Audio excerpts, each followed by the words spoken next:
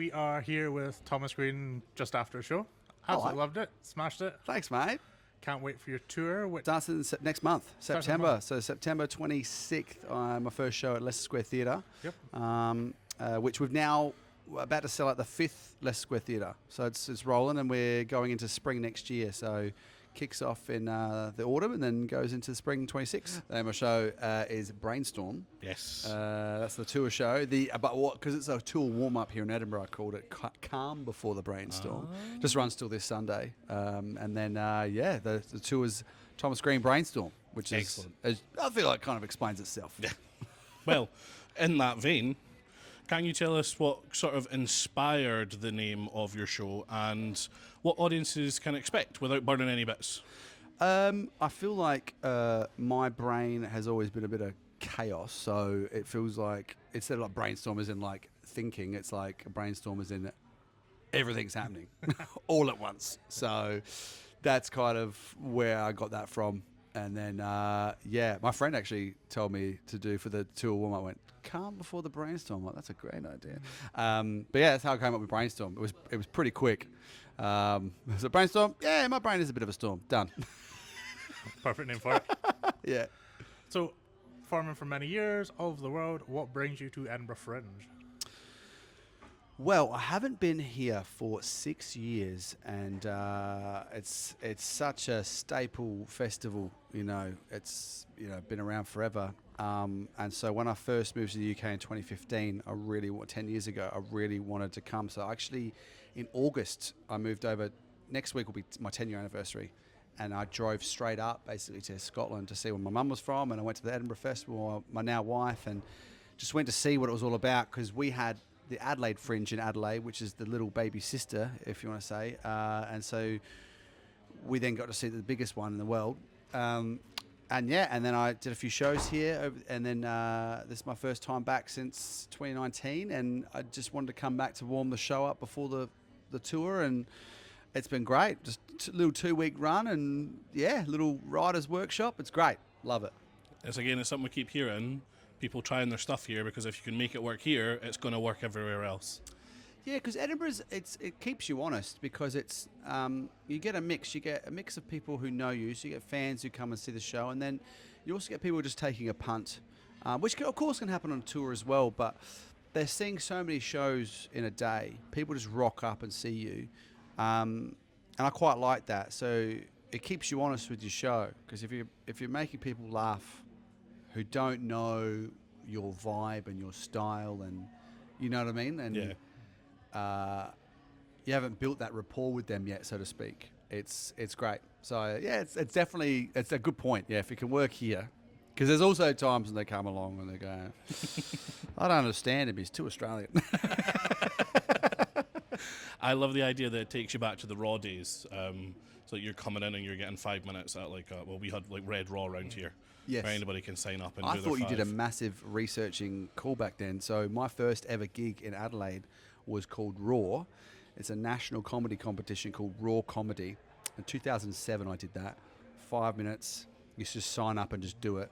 And the winner of the national comp is the national comp. The final is on TV, the winner of each state.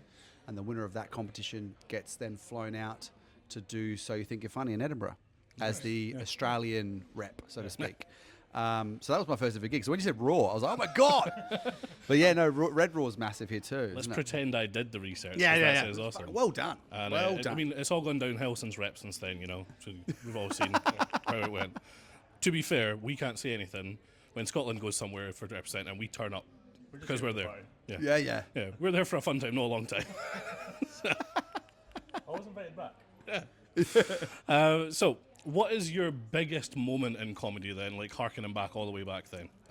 Your biggest memory of performance, good, bad, indifferent, just something that jumps out to you with that question? I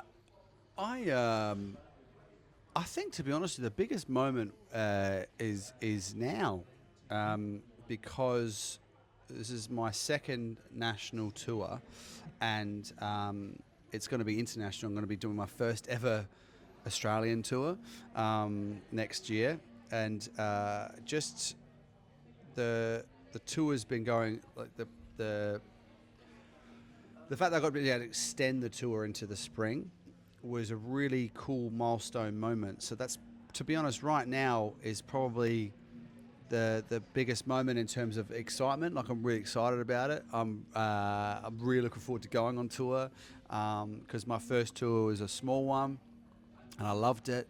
And so yeah, I'm just looking forward to what's to come. You know, I love this job, and it's the best job in the world. But yeah, you said bad memory. I got some crazy stories. Oh, we love a crazy story. Oh, I had my first gig in the UK in 2016 was was the biggest death I'd ever had on stage. Still to this day, I hadn't had much experience. I'd done some fringe stuff in Adelaide because I wasn't getting much stage time, so I just booked myself in to do an hour during the Fringe Festival, and that's how I started stand-up, because I wanted to do more longer form stuff rather than fives. So I just booked myself in. I'm doing the Adelaide Fringe. It's all well and good. I was having a good time, and then I thought, yeah, I want to move to the UK and want to do stand-up, but I'd never done clubs. Okay.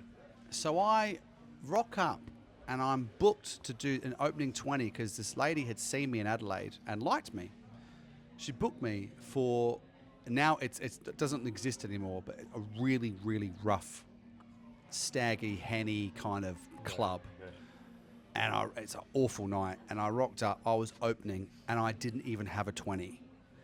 And I rocked up, and my lovely wife, who was super supportive, brought 27 family members who all stood at the back and watched me die on my ass. And what happened was that the sound tech was brand new, and he was trying to do this cool lighting thing, and then he lit the audience up.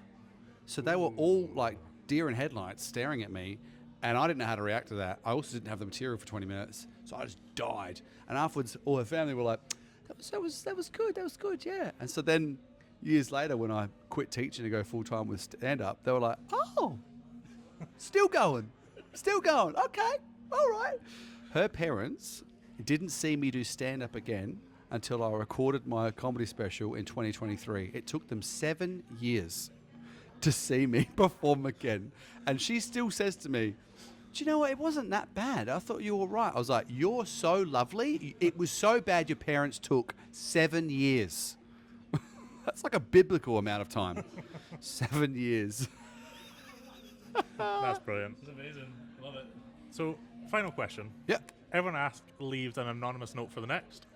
So it could be a piece of advice, could be a question, just a funny quip. The last person wanted to ask this question. It's a long one. If you got invited to someone's house, they'd cooked a beautiful meal, it smelled great, you walked in, you loved it, everything was ready, set, and you sat there and you asked, what is it? And they said, I've cooked my leg. Would you eat it? Oh, their leg. Their leg. I thought you said a leg. I'm like, what is it? Is it chicken? No, their leg. Their leg. So do you eat it? No! No! What? No. Yeah, nah, no worries. What spices did you use? Absolutely not. No. Their I answer would, was 100% yes, because the British, English, and the English can't say no out of awkwardness. yeah, right. No, I would definitely. I would probably politely find a reason to leave, and never talk to them ever again.